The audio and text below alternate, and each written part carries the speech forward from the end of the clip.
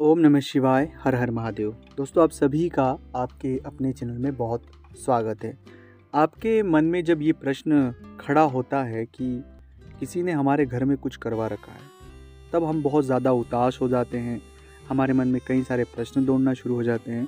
हम छोटी छोटी चीज़ों पर बहुत ज़्यादा ध्यान देना शुरू कर देते हैं और हम वैसा ही व्यवहार करना शुरू कर देते हैं जैसा हमारे नियंत्रण से बाहर होने के बाद कोई भी व्यक्ति करता है। तो कौन है, उनके नाम क्या हैं जिन्होंने हमारे घर में कुछ करवा रखा है, और ये जो वजह है, इसके पीछे की वजह को भी हमें जानना ज़रूरी है। सबसे पहली वजह होती है कि जब भी इस तरह के प्रश्न किसी भी व्यक्ति के जीवन में खड़े होते हैं तो उसके नकारात्मक और बुरे दौर में खड़े होते हैं। वो किसी न किसी परिस्थिति से, किसी न किसी चीज़ से या किसी न किसी तरह से परेशान होता है। परेशानी का दायरा कुछ भी हो सकता है। तो उस परेशानी की वजह से वो बहुत हद तक इतना नेगेटिव हो जाता है कि सब कुछ ऊर्जाएं जो आसपास उसके इर्द गिर्द होती है वो सभी नकारात्मक होती हैं। और उन नकारात्मक ऊर्जाओं के होने से वो सोचता है कि शायद किसी ने हमारे ऊपर कुछ करवा रखा है, चीज़ें सही होने ही नहीं दे रहा है और हम परेशानी होते रहते हैं। तो ये पहला वजह है, और ज़्यादातर वजह किसी भी जातक के लिए यही होती है। अब इससे बाहर आने का जो सबसे सरल तरीका है कि सबसे पहले तो अपने परिस्थितियों को हम पर हावी खुद पर न होने दें, क्योंकि जैसे परिस्थितियों को हम खुद पर हावी होते हैं, शनि और राहु ये दोनों अपने काम बखूबी कर पाते हैं अगर ये नेगेटिव है कुंडली में तो।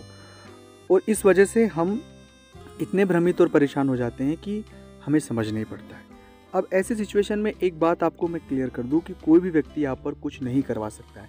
बस ये हालातों का मार है, इन हालातों में हम फंसे हुए हैं, इसलिए हम ये सब चीज़ें सोचकर भ्रमित हो रहे हैं। इसका रास्ता भी बताऊंगा कि इससे आप बाहर कैसे निकलेंगे। सबसे पहले तो खुद को पॉजिटिव करें, सकारात्मक करें। अब जिन लोगों के साथ हैं उन लोगों की नकारात्मकता से बाहर रहें। क्या आपको जो लोग हैं साथ में आपके, वो आपको सही दिशा दे रहे हैं या आपको भ्रमित कर रहे हैं? कई बार तो साथ के लोग ही व्यक्ति को भ्रमित करते हैं। तीसरी बात है कि अपने दिमाग से चलें।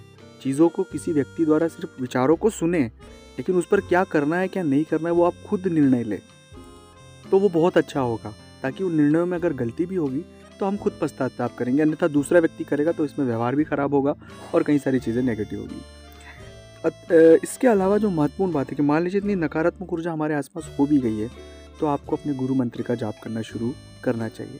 अब आपके पास गुरु मंत्र नहीं होगा तो आप ओम नमः शिवाय का मंत्र जाप ज़्यादा से ज़्यादा कर सकते हैं।